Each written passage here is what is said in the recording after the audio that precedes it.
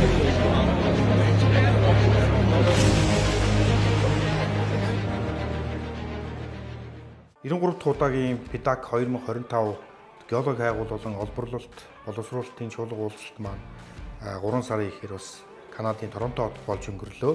За PDAC чуулга уулзалт бол өөрөө яг уулуурхайн салбар, геологи хайгууллын салбарын дунд бол хамгийн нэр өндөхийн юм чуулга уулзалт байдаг. Сүүлийн жилүүдэд бол PDAC-ийн бас нэг гол сэдвнөр чухал ашигт мартал болоод байгаа.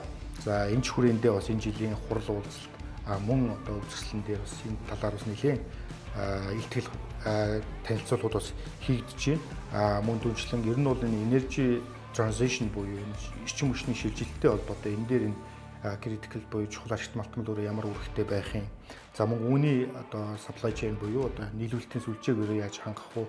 Өсөн нэмэгдэж байгаа энэ эрэлтийг яаж бас тогтвортой хангах вэ гэдэг асуудал дээр бас энэ салбарын бол орондоо чуулж ярилцлаа. За мөн одоо Канада улсад өөрөө энэ чуулга уулзалт болж байгаа учраас Канада улс өөрөө энэ critical mineral-ын салбар дээр хэрхэн оролцоотой байх вэ? Ямар хөө тоглож байх вэ гэдэг тал дээр бас нэлээд ярьж байна. За Канада улсын хувьд бол сүүлийн жилүүд жишээ нь 4 тэрбум долларын одоо бажеттай юм critical mineral-ыг дэмжсэн юм хөтөлбөр явуулж байгаа. Энэ хөтөлбөрийн бас үр дүнд одоо хугацаа нь бас жишээ нь энэ жил дуусаад үр дүнгээ хэлэлцэж байгаа жишээтэй. За дараа жилүүдэд бас ямар хөө байдлаар оролцох вэ гэдэг чиглэлээр бас ажиллаж явах ийм сэдвүүд бас яригдж байна. За мөн түнчлэн бас нэг энэ PDAC-ийн маань чуулганы гол нэг асуудал маань өөрөө финансыг буюу төслийн санхүүжилттэй хөрөнгө оруулалтыг яаж татах вэ гэдэг чиглэлээр бас нэлээд байдаг.